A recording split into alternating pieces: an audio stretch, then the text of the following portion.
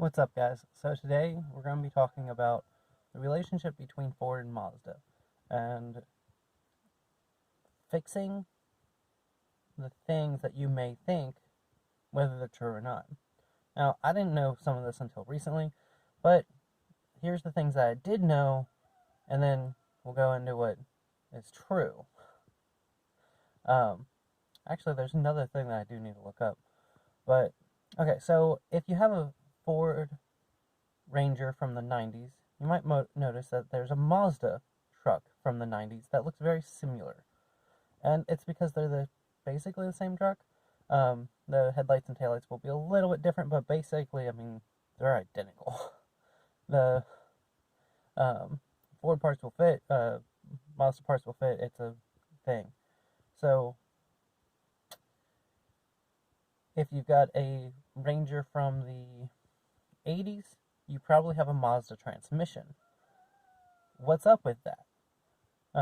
There are other cars, and I don't have an entire list of it, and I'm going to brief over a couple things that I think are true, and just kind of let it go, but I know for a fact that Rangers and the Ranger transmissions are interchange. What else, though? That's a good question. So, I think there's a Mazda 3 and an Escort, some kind of Escort, that interchange bits of it. There's a Ford Taurus that I think interchanges with some Mazda stuff.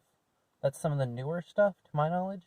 And then if you go way back to like 1979, there's Ford Courier or something that was Mazda. So there were some little things throughout the years that did interchange or that they worked together with. You could view it as that. But they were basically rebadged cars one way or the other. And how did that work?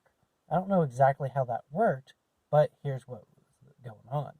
So in 1978, Ford bought 22% of Mazda.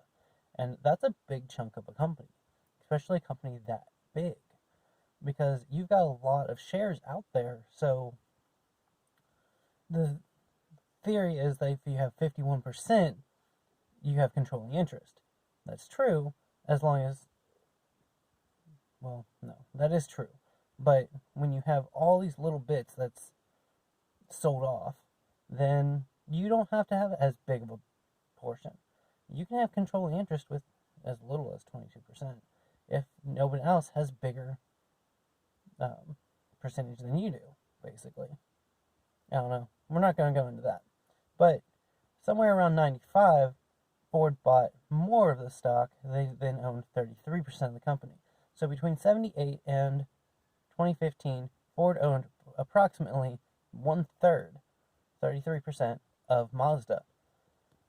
I don't know how that works out to Fords and Mazdas interchanging, but that's the deal on it. So in 2015, apparently Ford sold, and Ford no longer has any interest at all in the Mazda company. Mazda is fully Japanese made, owned. It's completely Japanese owned now, and is not controlled by any American domestic companies. Thanks for watching. I hope this was helpful, informational, whatever.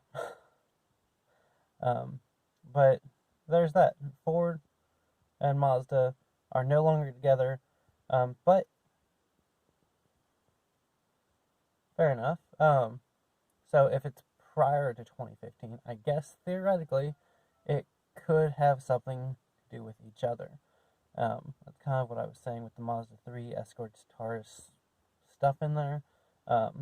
There's some Volvo and Jaguar stuff in there too, but I'm not getting into that in this video. Just focusing on the Mazda and the Ford relationship.